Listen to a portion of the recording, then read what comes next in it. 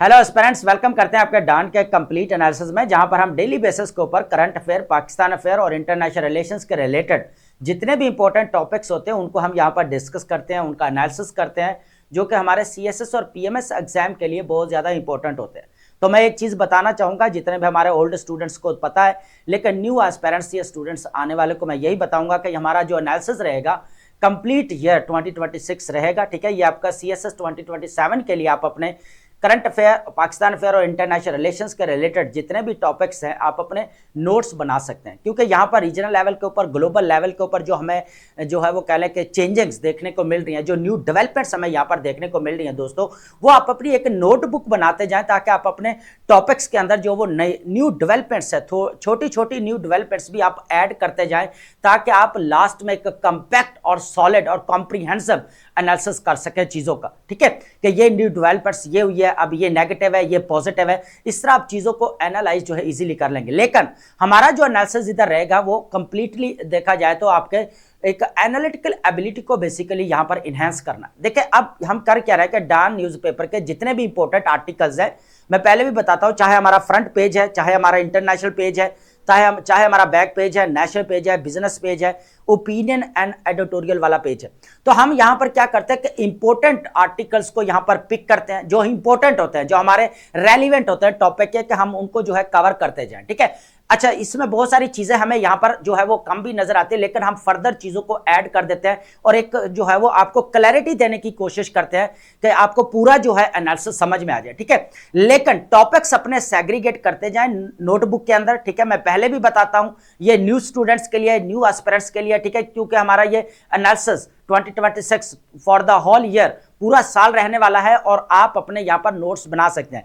हमारे PMS exam के लिए बहुत ज्यादा इंपॉर्टेंट है, जो हमारे सिंध है, यहाँ केपीके है, या बलूचिस्तान के लिए, ठीक है, पंजाब पीएमएस है, तो इनके लिए बहुत ज्यादा इंपॉर्टेंट टॉपिक्स हैं। ठीक है, तो चलते हैं अपने टॉपिक्स की तरफ। सबसे पहले मैं आज स्टेटमेंट से एक स्टार्ट करूंगा, बहुत इंपॉर्टेंट स्टेटमेंट है और पूरा लेक्चर हमारा उसी के अराउंड रहेगा यहाँ पर। ठीक है, सबसे पहले हम यहाँ पर डिस्कस करेंगे दोस्तों, स्टेटमेंट बहुत ज्यादा इंपॉर्टेंट है, इसको रिलेट किया जाता है सांजू के साथ भी, जो आर्ट ऑफ वॉर उसने बुक लिखी है, उसके बाद इसको नेपोलियन बोनापार्ट के साथ भी इसको रिलेट किया जाता है। स्टेटमेंट बहुत ज्यादा इंपॉर्टेंट है, जो हमारे पास जो ये रहने वाले हैं, इसके अंदर ओपिनियंस या आर्टिकल्स वो मोस्टली जो है इसके साथ रिलेट करते हैं। ठीक है, इसको डिकोड करते हैं पहले, सबसे पहले कि never interrupt your enemy when he is making a mistake.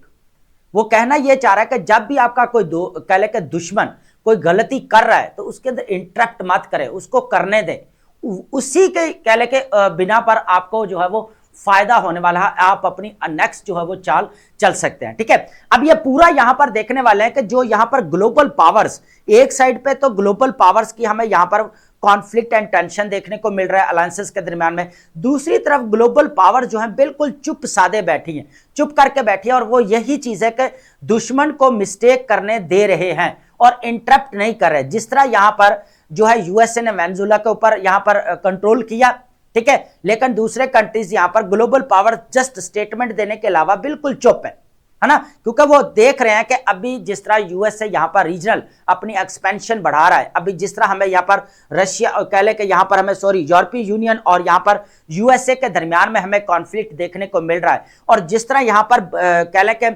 Shifting हो रही है ब्लॉक्स के अंदर, जिस तरह यूरोपीय यूनियन ने अपनी पॉलिसीज को चेंज किया है, ठीक है, इंडिया की तरफ मूव किया है, ठीक है, इसी तरह जो है वो यूएसए चाह रहा है कि रीजनल लेवल के ऊपर उसकी हेजमनी हो, जिस तरह वो ग्रीनलैंड को कंट्रोल करना चाहता है।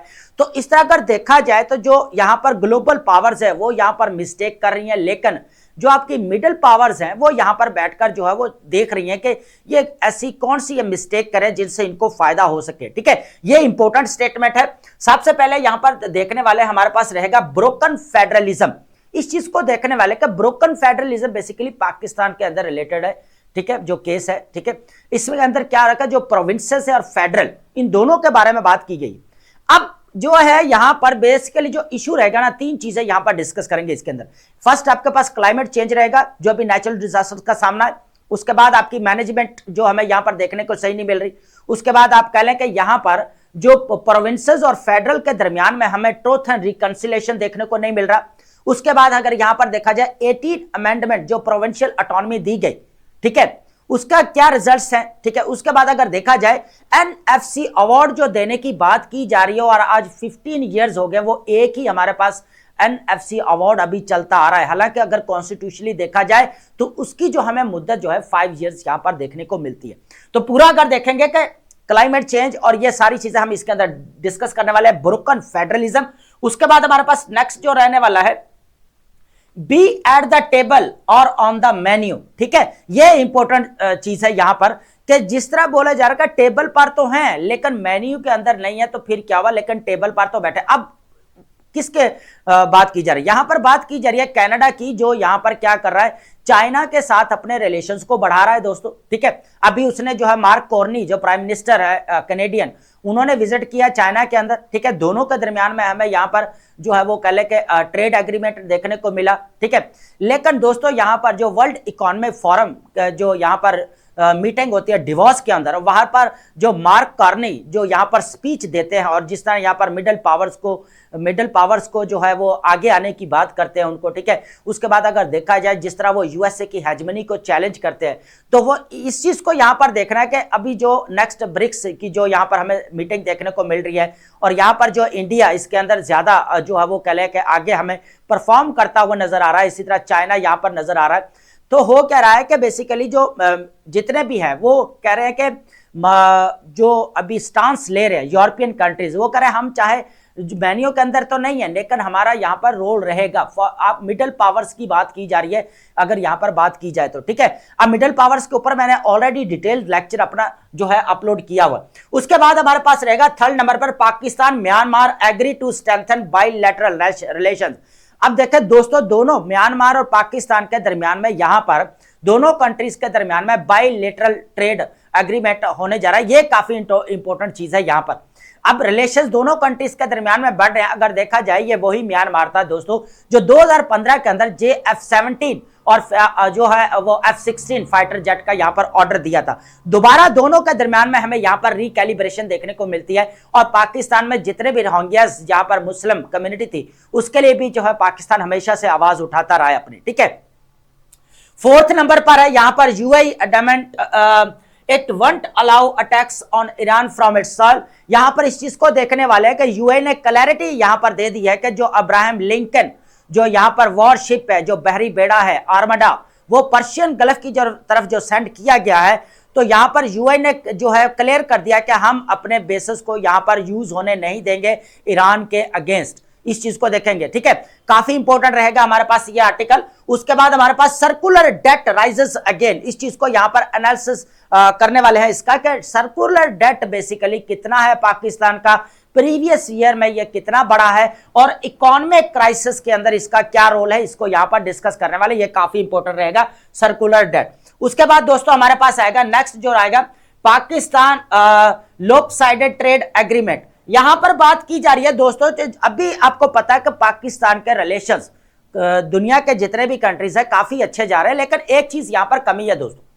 हो क्या रहा है कि हम जब भी किसी कह ले के फॉरेन कंट्री के साथ यहां पर एग्रीमेंट कर रहे हैं तो सबसे पहले क्या हो रहा है कि हम दूसरे कंट्री को यहां पर अपनी मार्केट्स के अंदर एक्सेस दे रहे हैं, लेकिन वो भी हमें अपने वो दूसरी स्टेट भी हमें अपनी मार्केट्स में एक्सेस दे रही है। लेकिन मसला ये आ रहा है कि हमारे जो बैकअप पे इंडस्ट्रियल प्रोडक्शन नहीं है जो उनकी मार्केट्स तक एक्सेस हासिल करे, है ना। फॉर एग्जांपल मैं थोड़ा सा यहां पर बताऊंगा, चाइना के अंदर और हमारा पाकिस्तान दोनों के दरमियान में यहां पर हमें एग्रीमेंट देखने को मिलता है, लेकिन प्रोडक्शन किसकी ज्यादा हमें नजर आई, चाइना की। हमारी यहां पर पाकिस्तान की प्रोडक्शन नहीं है, तो फिर चाइना की प्रोडक्शन जो है वो यहां पर डोमिनेट कर जाती है। ये चीज है यहां पर।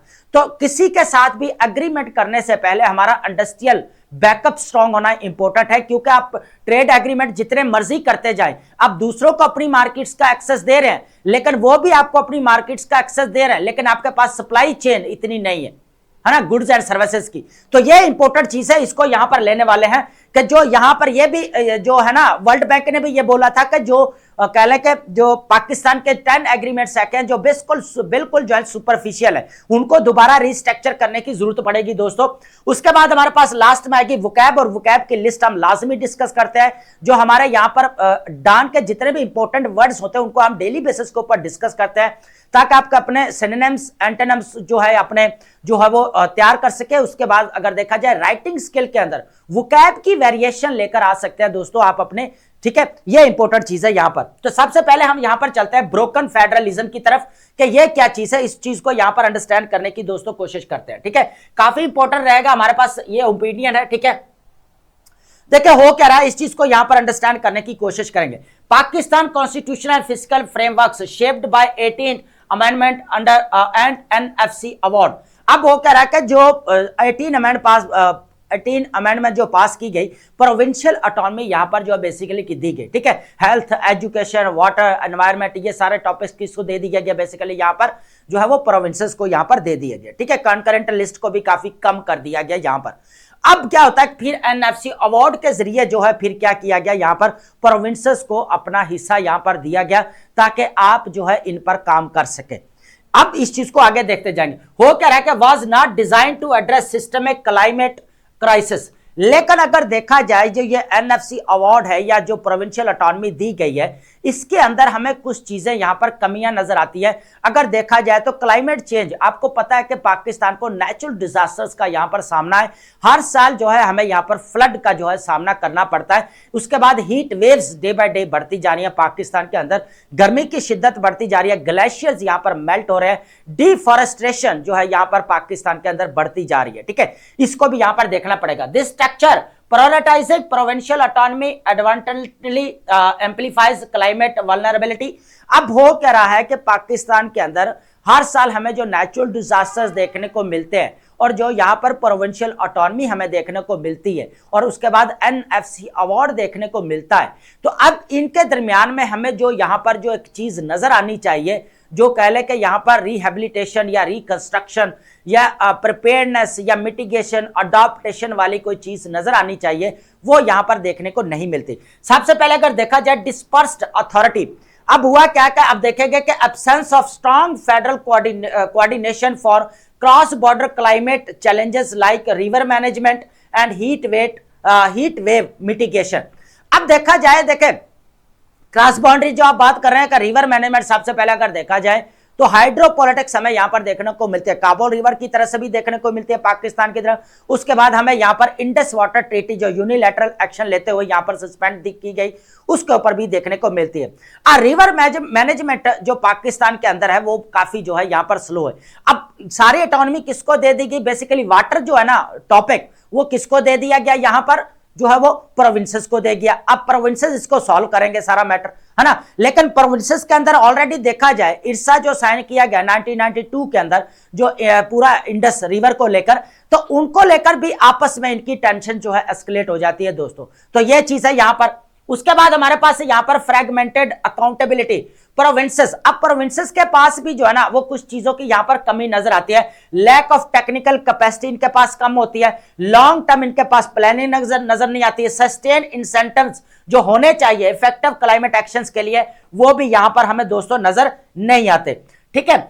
अब फिजिकल कंस्ट्रेंट की अगर बात की जाए, यहां पर जो एनएफसी अवार्ड जो यहां पर कह ले कि उसको आज 15 इयर्स होने वाले हैं, जो 2009 के अंदर 7th अभी एनएफसी अवार्ड यहां पर चल रहा है दोस्तों। कौन सा जो हमें कहां पे देखने को मिल रहा है, जो 2009 में। अब कॉन्स्टिट्यूशनली अगर देखा जाए ना दोस्तों, तो इसकी जो लिमिट है वो 5 इयर्स हमें देखने को मिलती है। अब जो ये इंट्रोड्यूस करवाया जाना था वो 11th हमें यहां पर एनएफसी अवार्ड देखने को मिलता है, ठीक है। लेकिन इसके ऊपर फिर डिबेट यहां पर चलती रही। लेकिन हम बात कर लेते हैं जो प्रीवियस है यहां पर 7th जो यहां पर एनएफसी अवार्ड जो चला रहा। अब उसके अकॉर्डिंग अगर देखा जाए, जो प्रोविंसेस को 57.5% जो है यहां पर प्रोविंसेस को दिया जाता है और बाकी जो है 52.5% जो किसको दिया जाता है दोस्तों, यहां पर 52.5% जो है यहां पर जो है वो फेडरल अपने पास रखता है, ठीक है। अब क्या हो रहा है कि यहां पर जो फर्दर ये 57% है ना, इसमें अगर देखा जाए तो पंजाब के पास 51.5% जो है यहां पर पंजाब के पास जाता है। अगर देखा, अब इसकी डिवीजन को देखना पड़ेगा। इसी तरह फर्दर 14% है, 24% हमें नजर आता है फर्दर है ना, 4 प्रोविंसेस के दरमियान में। लेकिन अब हो क्या रहा है कि इसका जो 82% है ना, वो पॉपुलेशन के ऊपर बेस करता है। किसके ऊपर? पॉपुलेशन के ऊपर बेस करता है 82%। लेकिन दोस्तों यहां पर जो कह लें कि मार्जिनलाइज्ड एरिया कम्युनिटी, जो यहां पर जो है कह लें कि मार्जिनलाइज्ड एरिया जहां पे कम्युनिटी बिल्कुल जो है वो कह लें कि जो अपलिफ्ट नहीं हुई है ना, तो उसके भी यहां पर क्या होता है कि एनएफसी अवार्ड में उसका भी हिस्सा है। ठीक है, कुछ परसेंटेज हमें यहां पर उसकी भी देखने को मिलती। ठीक है, अब क्या रहा कि जो नेचुरल डिजास्टर्स आ रहे हैं यहां पर क्लाइमेट चेंज की वजह से, अभी लास्ट टाइम जो यहां पर 2022 के अंदर, जो दोस्तों 2022 के अंदर देखा जाए 30 बिलियन जो है, मैं यहां पर सॉरी, $30 बिलियन जो है यहां पर लॉस हुआ पाकिस्तान को। $30 बिलियन 2022 की बात कर रहा हूं, फ्लड की मैं, तो यहां पर $30 बिलियन हमें लॉस देखने को मिला। ठीक है, अब एनएफसी अवार्ड को लेकर यहां पर बहुत सारी डिबेट चलती आ रही है। ठीक है, अब एक और चीज भी है, एनएफसी अवार्ड साइन कर लिया गया ना, अब ना तो प्रोविंसेस के पास राइट है कि वो फेडरल से पूछ सके कि आपने पैसे कहां लगाए। ठीक है, और ना फेडरल के पास राइट है कि वो ये पूछ सके प्रोविंसेस के कि आपने को जो ये 57% मिला है ये आपने कहां पर खर्च किया। ये चीज है, चेक एंड बैलेंस जो हमें यहां पर गैप नजर आता है दोस्तों यहां पर। ठीक है, ये इंपॉर्टेंट चीज है ना। अब बात करते हैं यहां पर जो नेक्स्ट हमारे पास रहने वाला है ओवरसाइज्ड प्रोविंसेस। ठीक है, अब जो नेक्स्ट चैलेंज हमारे पास क्या रहने वाला, ओवरसाइज्ड प्रोविंसेस।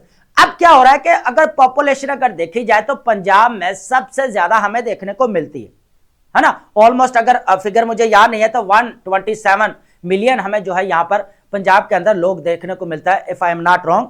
ठीक है, अब क्या हो रहा है कि यहां पर जो पॉपुलेशन के हिसाब से पंजाब सबसे बड़ा है, लेकिन बलूचिस्तान एरिया के हिसाब से सबसे बड़ा है ना। अब क्या हो रहा है कि पंजाब के अंदर जो बैकवर्ड एरिया, साउथ पंजाब है या वेस्ट पंजाब है, वो अभी भी मार्जिनलाइज्ड है। इसी तरह बलूचिस्तान के अंदर देख ले, जितने भी कम्युनिटी जो बैकवर्ड एरियाज है वो अभी भी मार्जिनलाइज्ड कम्युनिटी है। यहाँ पर बैकवर्ड एरिया, वहां पर ह्यूमन डेवलपमेंट यहाँ पर नजर नहीं आती, ह्यूमन कैपिटल पे जो इन्वेस्ट करना चाहिए वो यहाँ पर नजर नहीं आता।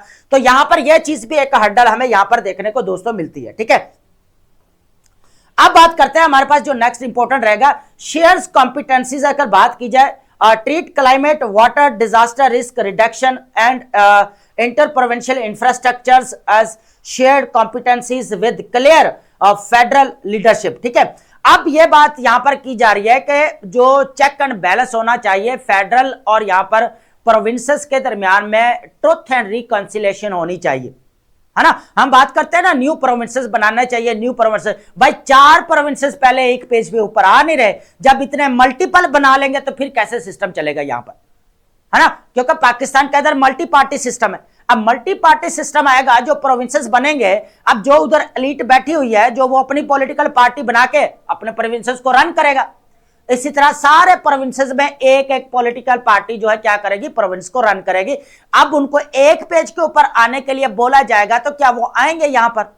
फिर तो यहां पर टेंशन एस्केलेट होगी, डिस्प्यूट एस्केलेट होगा, चाहे वाटर को लेकर हो, चाहे यहां पर रिसोर्सेस को लेकर हो। ठीक है, तो यह चीज है यहां पर। ठीक है, अब बात की जाए एनएफसी अवार्ड को यहां पर रिफॉर्म करने की जरूरत है, यह चीज भी है ना। अगर फेडरलिज्म को यहां पर बचाना है तो एनएफसी अवार्ड को यहां पर रिफॉर्म करने की जरूरत है। अब एनएफसी को कैसे किया जाए?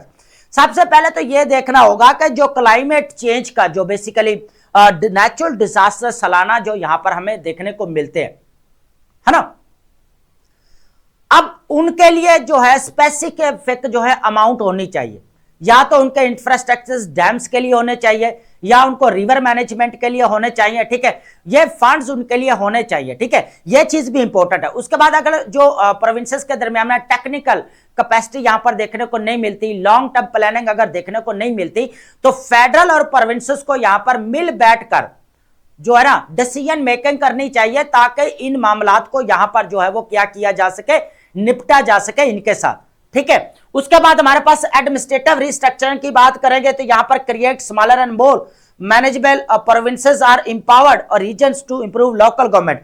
अब वही बात है कि यहां पर एडमिनिस्ट्रेटिव रिस्ट्रक्चर की बात करें तो सबसे पहले एक ही चीज यहां पर देखने को मिलती है, भाई न्यू प्रोविंसेस बना लो। भाई न्यू प्रोविंसेस कैसे बना ले? आपकी इकॉनमी वैसे इकॉनमिक क्राइसिस चल रहा है, डाउन जा रही है। अब 350 बिलियन रुपीस कहां से लेकर आएंगे एक प्रोविंस बनाने के लिए? क्या वहां पे असेंबलीज नहीं बनेंगी?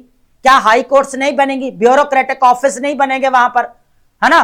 तो ये इतने इतने अखराजात, एक्सपेंसेस।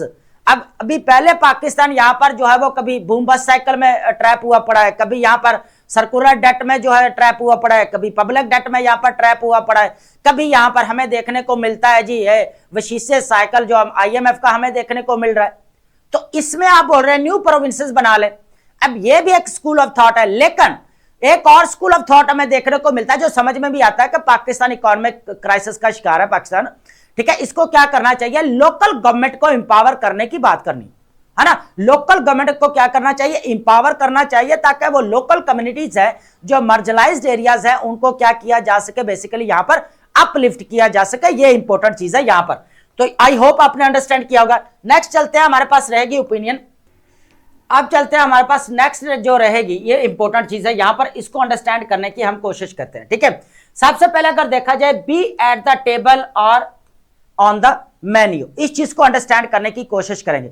बेसिकली यहां पर जो बात की जा रही है ना, मिडिल पावर्स को यहां पर जो है इंपावर करने की बात की जा रही है। एक न्यू हमें यहां पर गेम प्लान नजर आता है। लेकिन दोस्तों इसको अंडरस्टैंड करने से पहले हमें वर्ल्ड इकोनॉमिक फोरम के ऊपर जो अभी स्पीच हुई है, मार्क कार्नी जो यहां पर हमें नजर आता है, कैनेडियन प्राइम मिनिस्टर है, उन्होंने ये जुर्रत की है कि बेसिकली जो रीजनल लेवल के ऊपर यूएसए की हेजमनी को उन्होंने चैलेंज किया, ठीक है। उसके बाद उन्होंने क्या कहा कि जिस तरह वो ग्रीनलैंड के ऊपर कंट्रोल करना चाहते हैं, जिस तरह हमें टैरिफ का यहां पर सामना है, तो हम यहां पर अपनी स्ट्रेटेजिक ऑटोनॉमी यहां पर चाहते हैं, है ना। उसके बाद जो है मार्क कार्नी ने यह कहा कि हमें जो है मिडिल पावर्स को आगे आना चाहिए, चाहे हम यहां पर मेन्यू के अंदर नहीं है। अब मिडिल पावर्स बेसिकली क्या है दोस्तों, अब मिडिल पावर्स वो है जो ग्लोबल पावर कंसीडर नहीं की जाती, लेकिन वो इक्वली ग्लोबल पावर्स के जो है वो कह लेकर बराबर चलती हैं, डिसीजन मेकिंग में वो आपको नजर आएंगी।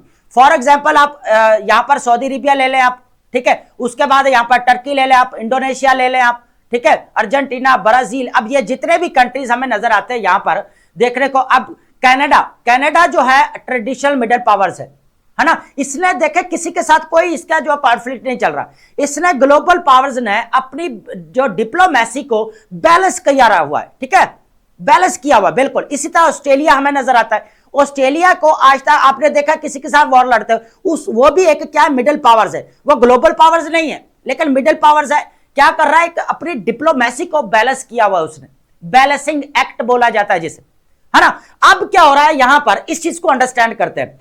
अब कैनेडियन प्राइम मिनिस्टर क्या करता है, यहां पर स्पीच देते हैं, यहां पर डिवोर्स के अंदर, स्विट्जरलैंड के अंदर, जो अभी कह ले 19 से 23 जनवरी तक जो हमें यहां पर वर्ल्ड इकोनॉमिक फोरम की मीटिंग नजर आती है, ठीक है, और ये 56 थी, है ना। तो इसके अंदर क्या होता है कि वो मार्क कार्नी जो कैनेडियन प्राइम मिनिस्टर, वो काफी क्रिटिसाइज करते हैं यहां पर जो है यूएसए को, और यहां पर एक ही चीज के ऊपर फोकस किया जाता है कि मिडिल पावर्स को यहां पर फ्रंट पेज पे आना चाहिए, है ना।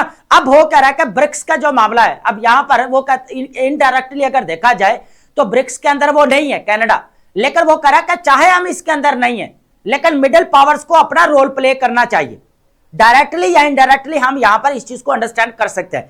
तो ये चीज है। अब देखें और क्या mark Carney recent addresses and Beijing and divorce highlighter. अब बीजिंग की बात की जाए तो अभी आपको पता है after 8 years Canadian prime minister mark Carney जो है चाइना का यहां पर विजिट करते हैं, और दोनों के दरमियान में हमें यहां पर जो है ट्रेड एग्रीमेंट नजर आता है, जिसके अंदर 49,000 हमें इलेक्ट्रिक व्हीकल जो है यहां पर जो है वो खरीदने की बात की है मार्क कार्नी ने कैनेडियन प्राइम मिनिस्टर से, किससे, चाइना से, ठीक है दोस्तों। तो उसके बाद अगर देखा जाए critical juncture in global affairs and challenging existing world order, ठीक है। अभी जो एक और चीज भी उन्होंने बात की थी, जो रूल बेस्ड वर्ल्ड ऑर्डर यहां पर एंड हो रहा है ना। अब रूल बेस्ड वर्ल्ड ऑर्डर की बात की जा रही है, बेसिकली जो इंटरनेशनल लॉज बनाए गए यहां पर, है ना, सॉरी, जो आपके यूएनओ बनाए गए। अब वर्ल्ड वॉर 2 के बाद अगर देखा जाए 80 इयर्स हो गए हैं, वही रूल बेस्ड सिस्टम चल रहा है ना यहां पर, ठीक है। अब वो उन्होंने ये भी कहा कि जिस तरह यहां पर जो ग्लोबल पावर्स है, जब माइट इज राइट, जब ये ताकत इनके पास बहुत ज्यादा आ जाती है,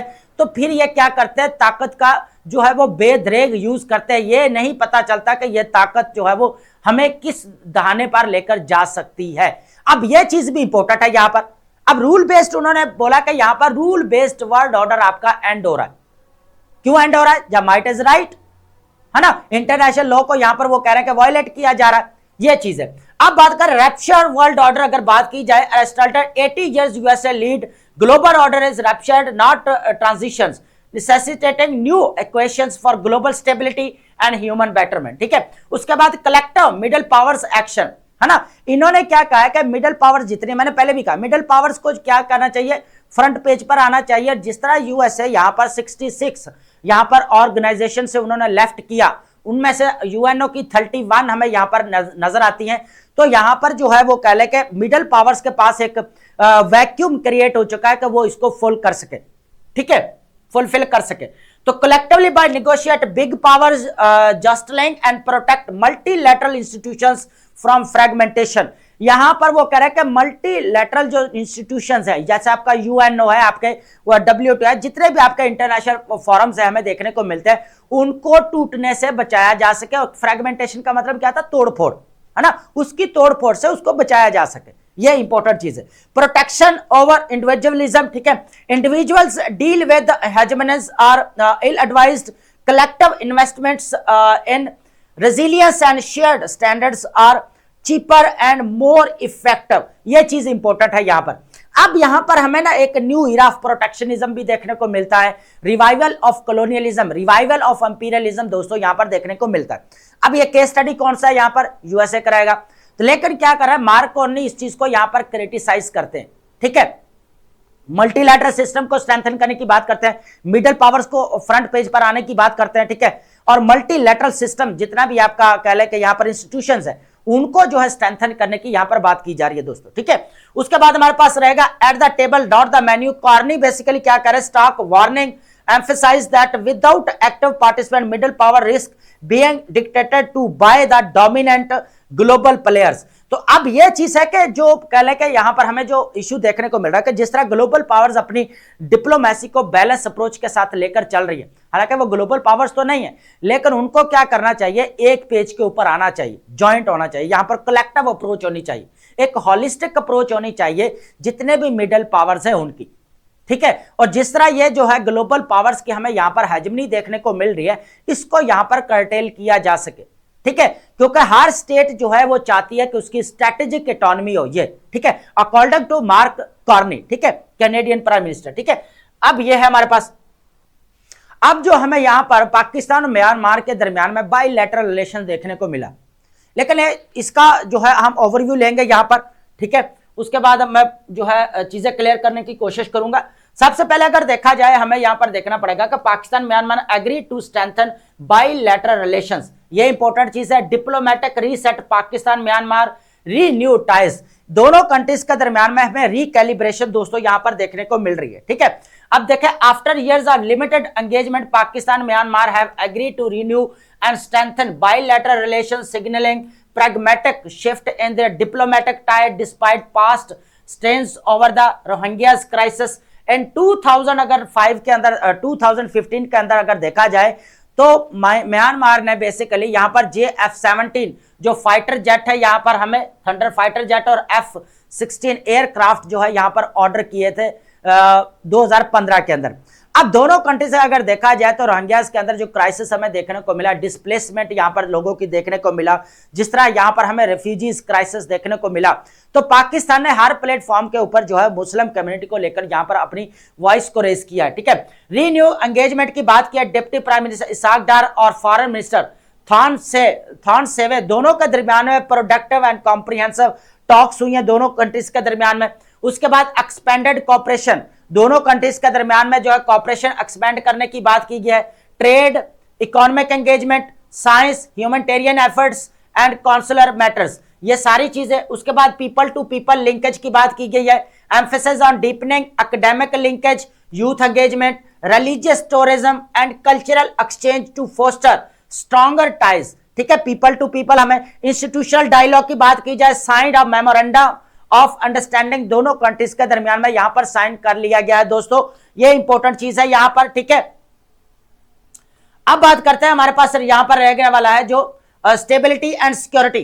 Pakistan reaffirmed support for a peaceful, stable and prosperous Myanmar, continuing security cooperation including military training and defence sales, ठीक है। अब क्या करेगा कि पाकिस्तान यहां पर मिलिट्री एंगेजमेंट भी करेगा और अपने जितने भी कह लेके यहां पर डिफेंस सेल के भी बात करेगा, जितने भी अपने यहां पर JF-17 है या एयरक्राफ्ट्स हैं हमारे पास F-16, तो उनको भी यहां पर जो है सेल करने की बात हुई है।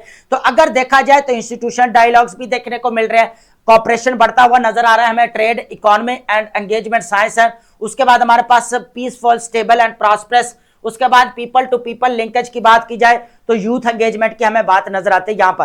तो अगर देखा जाए पाकिस्तान और यहां पर म्यांमार के दरमियान में कह ले कि अराउंड द जो इंडिया है, यहां पर पाकिस्तान की अच्छी पॉलिसी अगर देखा जाए, पाकिस्तान बांग्लादेश के साथ रिलेशंस, पाकिस्तान के यहां पर जो है म्यांमार के साथ रिलेशंस, ये काफी इंपॉर्टेंट है यहां पर। तो पाकिस्तान क्या कर सकता है यहां पर अपने जो है वो बायलैटरल रिलेशंस जो है बढ़ाता जा रहा है, लेकिन कुछ चीजों की यहां पर कमियां जिसको यहां पर फुलफिल करना पड़ेगा। ठीक है, नेक्स्ट हमारे पास जो रहेगी आर्टिकल रहेगा, यूएई ने बेसिकली यहां पर क्लियर किया कि हम यहां पर अपने जितने भी कह ले के अपनी जमीन को यहां पर इस्तेमाल होने नहीं देंगे।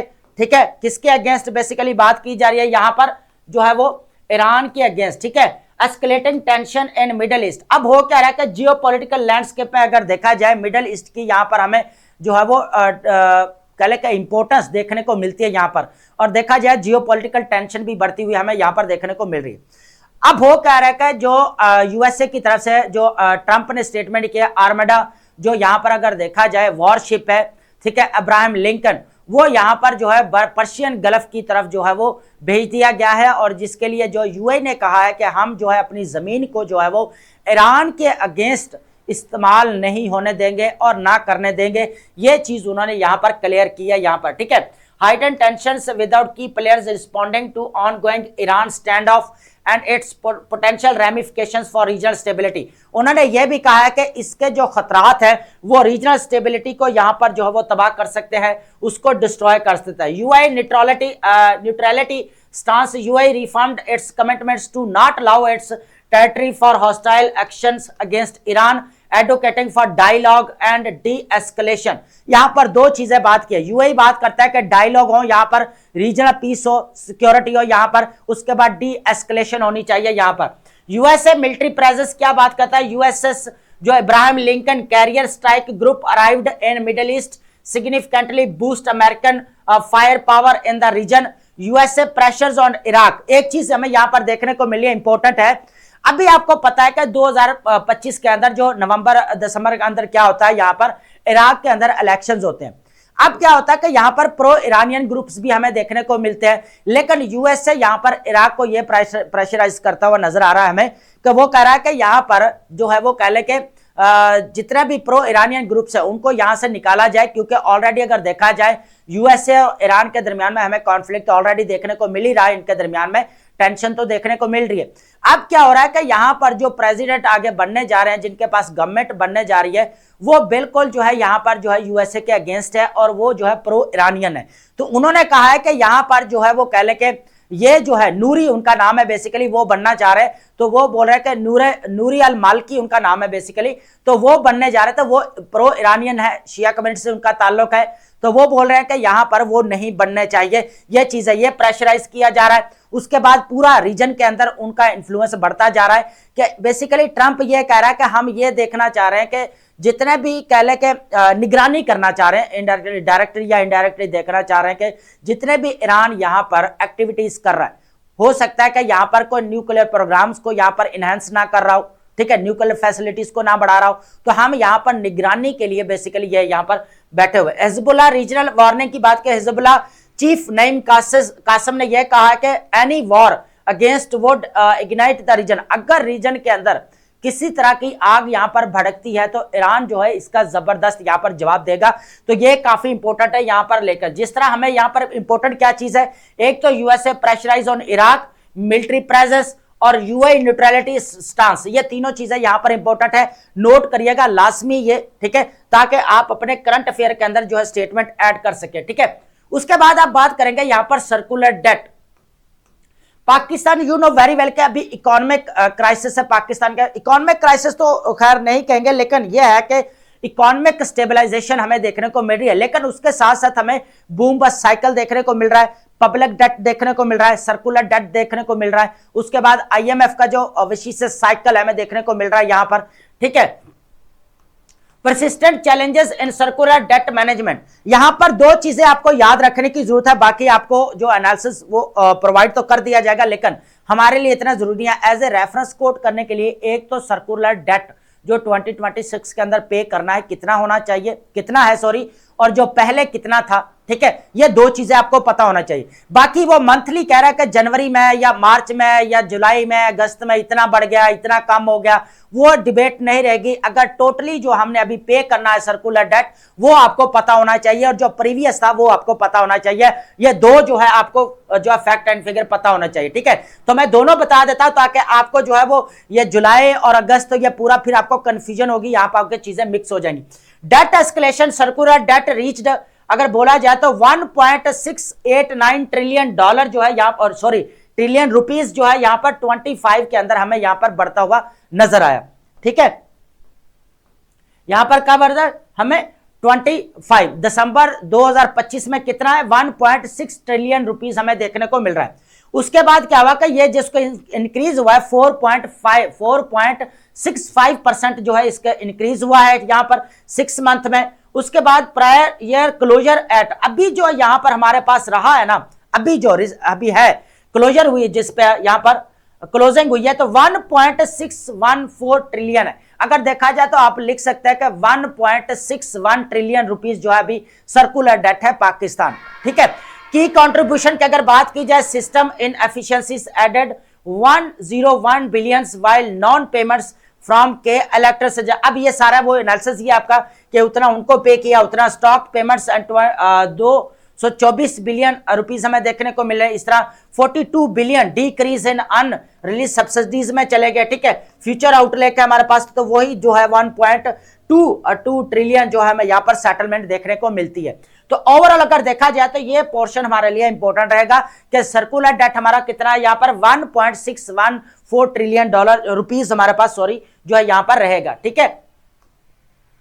तो ये इतना काफी है। उसके बाद हम बात करते हैं कि पाकिस्तान के जो यहां पर ट्रेड एग्रीमेंट्स जो किए जा रहे हैं उनमें लॉपसाइडेड कैसे नजर आता है, इस चीज को यहां पर देखने वाले हैं कि बेसिकली जो हमें क्रिटिकल इंडस्ट्रियल पॉलिसी यहां पर टूल के अंदर जो ट्रेड एग्रीमेंट्स हैं वो देखने को मिल रहे हैं। और ये सुपरफिशियल, हालांकि यहां पर अगर देखा जाए वर्ल्ड बैंक ने बड़ा क्लैरिटी के साथ लास्ट टाइम रिपोर्ट पब्लिश की, जिस तरह अंदर उन्होंने बताया कि यहां पर जो पाकिस्तान के 10 एग्रीमेंट्स ऐसे हैं जो फॉरेन एग्रीमेंट्स हुए हैं, ट्रेड एग्रीमेंट्स की बात कर रहा हूं मैं, तो वो ऐसे हैं जो बिल्कुल सुपरफिशियल है, उनको दोबारा रिस्ट्रक्चर करने की जरूरत है। बेसिकली बात यह की जा रही है कि जो टैरिफ्स हैं वो बड़े कम हैं, उनको यहां पर पाकिस्तान को बढ़ाना चाहिए, बाकी चीजों को भी जो है दोबारा रिस्ट्रक्चर करना चाहिए, ठीक है। तो ये चीज है। अब बात करेंगे यहां पर वन बाय वन जो है चीजों को यहां पर देखते हैं कि जो ट्रेड, अब असल में ना सारा इशू क्या रहा है ये बता दूं पहले। Trade agreement critical industrial to policy tool. Pakistan approaches to trade agreements has often prioritized diplomatic achievements over sound industrial policy. अब होता है क्या, डिप्लोमेटिक रिलेशंस तो आप स्ट्रॉन्ग कर रहे हो, लेकिन आपके इंडस्ट्रियल जो यहाँ पर इंटरेस्ट हासिल होने चाहिए, जो इंडस्ट्रियल पॉलिसी के लिए यहाँ पर फ्रूटफुल होने चाहिए, वो अनफॉर्चुनेटली यहाँ पर फ्रूटफुल होते हुए हमें नजर नहीं आते। उसके पीछे रीजन क्या है, देखिए हो क्या रहा है। जब भी आप किसी कंट्री के साथ ट्रेड एग्रीमेंट करते हैं, जब उसको उस कंट्री को आप अपने मुल्क की मार्केट एक्सेस देते हैं, ठीक है, और वो भी आपको अपने नेशनल मार्केट एक्सेस देता है, तो होता क्या है कि दोनों में फायदा उसका होगा जिसका बैकअप पे इंडस्ट्रियल प्रोडक्शन ज्यादा होगी, ठीक है। वही इंडस्ट्रियल प्रोडक्शन जो है दूसरी स्टेट के अंदर अपनी मार्केट एक्सेस सप्लाई चेन को इजी बना सकता है, अपनी प्रोडक्ट्स को जितनी भी गुड्स एंड सर्विसेज को वो क्या कर सकता है, प्रोवाइड कर सकता है, अपनी एक्सपोर्ट को यहां पर बढ़ा सकता है। लेकिन इन केस ऑफ पाकिस्तान अगर बात की जाए तो अब ट्रेड एग्रीमेंट्स आए दिन हमें यहां पर देखने को मिल रहे हैं, लेकिन अनफॉर्चुनेटली जो हमें यहां पर बैकअप होना चाहिए इंडस्ट्रियल प्रोडक्शन का, गुड्स एंड सर्विसेज का, सप्लाई चेन जो होनी चाहिए, जो दूसरे कंट्रीज हमें यहां पर मार्केट्स तक, अपनी मार्केट्स तक क्या करते हैं, एक्सेस देते हैं, तो पाकिस्तान के पास इंडस्ट्रियल बैकअप या प्रोडक्शन होनी चाहिए ताकि वो क्या कर सके, अपनी एक्सपोर्ट को बढ़ा सके, दूसरी मार्केट्स के अंदर जो हमें ट्रेड एग्रीमेंट्स हो रहे हैं उन तक अपनी रसाई हासिल कर सके, है ना। जब आपके पास प्रोडक्शन ही नहीं होंगे, जब आपकी इंडस्ट्रीज यहां पर ब्लॉकेज पड़ी हैं, तो आप ट्रेड एग्रीमेंट जितने मर्जी कर ले, फिर आपका ट्रेड सरप्लस तो नहीं होगा, ट्रेड यहां पर डेफिसिट ही देखने को मिलेगा। यह चीज है पूरा क्रक्स अगर यहां पर देखा जाए। अब कुछ एग्जांपल्स यहां पर दी गई हैं। वियतनाम आप देख ले, वियतनाम जो है अगर देखा जाए तो जितने भी हमें यहां पर इलेक्ट्रॉनिक चीजें हमें यहां पर प्रोवाइड करता हुआ नजर आता है। अब उसके पीछे इतनी प्रोडक्शन है पीछे के वो यहां पर क्या कर सकता है, अपने जो एक्सपोर्ट को बढ़ा सकता है। इंडोनेशिया है, मलेशिया है। अब दूर क्यों जाता है, चाइना का यहां पर पाकिस्तान के केस देख ले। इंडस्ट्री जो पाकिस्तान की डोमेस्टिक इंडस्ट्री है वो यहां पर बंद हो गई है। चाइना से लोग माल लाकर, गुड्स एंड सर्विस लाकर क्या कर रहे हैं, यहां पर सेल कर रहे हैं और प्रॉफिट कमा रहे हैं, है ना। अगर यही चीज पाकिस्तान, अगर आज चाइना देना बंद कर दे मटेरियल या टैरिफ लगा दे, तो फिर हमारी नेशनल जो इंडस्ट्री है वो तो ऑलरेडी बंद है, तो फिर रोजगार कहां से कमाया जाएगा। तो यहां पर जो है फिर हमें किसी ना किसी के सामने झुकना पड़ता है। तो यह चीज है कि जब आपकी इंडस्ट्री यहां पर स्ट्रांग होगी, आपकी इंडस्ट्रियल प्रोडक्शन यहां पर स्ट्रांग होगी, तो आप क्या कर सकते हैं, अपनी एक्सपोर्ट को बढ़ा सकते हैं, है ना। दूसरे की जो हेजमनी है उसको यहां पर आप कर्टेल कर सकते हैं। आज चाइना टैरिफ लगा दे, आज चाइना अगर बंद कर देता है तो हम पाकिस्तान के अंदर तो इंडस्ट्री ऑलरेडी बंद है, और जो जितने भी बिजनेसमैन है लोकल में वो क्या कर रहे हैं, चाइना से प्रोडक्ट्स अपनी लेकर बेच रहे हैं, है ना। तो फिर क्या होगा, फिर यहां पर प्रॉब्लम्स क्रिएट होते। तो यह चीज कही गई है कि यहां पर ट्रेड एग्रीमेंट्स करने से पहले यह देखना चाहिए कि हमारा बैकअप, इंडस्ट्रियल बैकअप कितना है, ताकि हम भी जो है उनकी मार्केट्स तक जो है एक्सेस हासिल कर सके और अपनी एक्सपोर्ट को बेसिकली यहां पर बढ़ा सके। ये पूरा जो है यहां पर यह चीज हमें यहां पर बताई गई है, ठीक है, समझ आ गई। अब यहां पर मेन मिसगाइडेड परसेप्शन है, Pakistan often views trade agreements as a symbol of success rather than instruments of industrial policy, ठीक है। हमें नजर तो आता है ट्रेड हो रहा है यहां पर एग्रीमेंट्स, लेकिन फायदा नहीं हो रहा, लैक ऑफ हमें कंपेटिटिवनेस देखने को मिलती है। अब वियतनाम सक्सेसफुल मॉडल क्यों है, वो क्या करता है कि focused on market demands and strengthen production capabilities, ठीक है। ये चीज एसिमेट्रिकल अगर बात की जाए आउटकम्स की, तो एग्रीमेंट्स लाइक चाइना, पाकिस्तान, उसके बाद free trade agreements have exposed local industries and led to the limited practical benefits due to mismatched यहां पर कंसेशंस, वही बात आ गई, मार्केट्स एक्सेस टेस्ट, ठीक है। अब हो क्या, सारी चीजें एक तरफ यहां पर इंडस्ट्री को स्ट्रांग करना बहुत ज्यादा इंपॉर्टेंट है, ये चीज है यहां पर, ठीक है। अब बात करेंगे, हमारे पास इंपॉर्टेंट वर्ड्स हैं, वन बाय वन जो है इनको हम यहां पर डिस्कस कर लेते हैं, ठीक है। सबसे पहले जो हमारे पास वर्ड रहने वाला है दोस्तों, हमारे पास है सरकम नेविगेट। सरकम नेविगेट का मतलब होता है टू गो अराउंड या बाईपास कर देना, चारों तरफ से गुजरना या बचकर क्या करना, निकल जाना, ठीक है। उसके बाद है यहां पर क्या था, इन सर्कल या बाईपास कर देना। सरकम नेविगेट का मतलब क्या था, बाईपास कर देना, ठीक है। उसके बाद है कन्वेस्ट। कन्वेस्ट का मतलब होता है एग्जामिन्ड या डिस्कस्ड थॉरोली, ठीक है। तफसील से क्या करना, जांच पड़ताल करना, ठीक है, सर्वे करना, एग्जामिन करना, ठीक है। पेस्टिलेंशियल, पेस्टिलेंशियल का मतलब होता है काजिंग डिजीज या करप्शन, ठीक है, मोहलक या वबाई, ठीक है। डेडली या नॉक्शियस आप बोल सकते हैं, ठीक है। उसके बाद है स्टीवर्डशिप। स्टीवर्डशिप का मतलब होता है हम रिस्पॉन्सिबल मैनेजमेंट को बोल सकते हैं, ठीक है, जिम्मेदाराना निगरानी, मैनेजमेंट या गार्डियनशिप को बोल सकते हैं, ठीक है। सवेद, सवेद का मतलब होता है अ वाइड स्ट्रिप और लार्ज एरिया को बोला जाता है, वसी पट्टी। सवेद को क्या बोला, वसी पट्टी या बड़ा एरिया जो होता है, हिस्सा होता है, उसको बैंड या स्ट्रिप को बोल सकते हैं। डिसल्टरी का मतलब होता है यहां पर लैकिंग या क्लियर पर। अब डिसल्टरी जो है इंपॉर्टेंट वर्ड हमारे पास रहेगा, स्टीवर्डशिप, पेस्टिलेंशियल और सरकम नेविगेट, ये हमारे पास इंपॉर्टेंट वर्ड्स रहेंगे। Lacking clear plan, focus, random या एमलेस, ठीक है, बिल्कुल रैंडम हो, एमलेस हो, जिसका कोई पर्पस ना हो, बिल्कुल गैर मुनज़्ज़म, ठीक है। कन्वीनियंट ऑलरेडी आपको पता है, इजी और सुटेबल है। मिसक्रेंट का मतलब होता है यहां पर रॉन्ग डूअर और क्रिमिनल, बदकार या मुजरम को बोला जाता है मिसक्रेंट, यह बहुत ज्यादा इंपॉर्टेंट वर्ड है हमारा। विलन को बोल सकते हैं या लॉ ब्रेकर को बोल सकते हैं, जो कानून को तोड़ता है। ट्रक्यूलेंट आपका ऑलरेडी हमने बहुत टाइम पहले भी यूज किया, अग्रेसिवली हॉस्टाइल, ठीक है, जारहाना, लड़ाका, बेलिजरेंट या अग्रेसिव को आप, बेलिजरेंट का मतलब क्या है, जंगजू, लड़ने वाले को बोलते हैं, ठीक है। टर्क्यूलेंट ऑलरेडी हम काफी टाइम यूज कर रहे हैं, लेकिन यह है कि जब आपका डान के अंदर आ जाता है तो वर्ड सम टाइम इतने नहीं हमें जो है ना वो एडवांस मिलते, तो जो हमें यहाँ पर मिलते हैं फिर उनको ऐड करते जाते हैं, ठीक है। टर्क्यूलेंट यहाँ पर अग्रेसिवली बोला जाता है। फ्रैगमेंटेशन अपनी राइटिंग स्किल के अंदर लाजमी यूज करें। फ्रैगमेंटेशन बहुत ज्यादा वर्ड यूज किया जा रहा है राइटिंग के अंदर। अब जितना भी है current affair, international relations, Pakistan affair के अंदर फ्रैगमेंटेशन वर्ड्स को लाजमी यूज करें, ठीक है। फ्रैगमेंटेशन का मतलब है act of breaking into parts, हिस्सों में डिवाइड हो जाना, तोड़फोड़ का शिकार होना, ठीक है। डिवीजन या डिसइंटीग्रेशन, ठीक है। रप्चर, रप्चर का मतलब होता है अब ब्रेक और बस्ट, ठीक है, फूट जाना या टूट जाना, ठीक है, ब्रेक करना, टेयर, ठीक है, रप्चर का मतलब होता है। उसके बाद हमारे पास आएगा ये इंपॉर्टेंट वर्ड रहेगा हमारे पास एम्ब्रॉयनिक। एम्ब्रॉयनिक का मतलब होता है यहां पर जो है वो कह ले कि in an early stages of development, इब्तदाई मरहले में होना यार, इनिशियल स्टेज पर होना, ठीक है।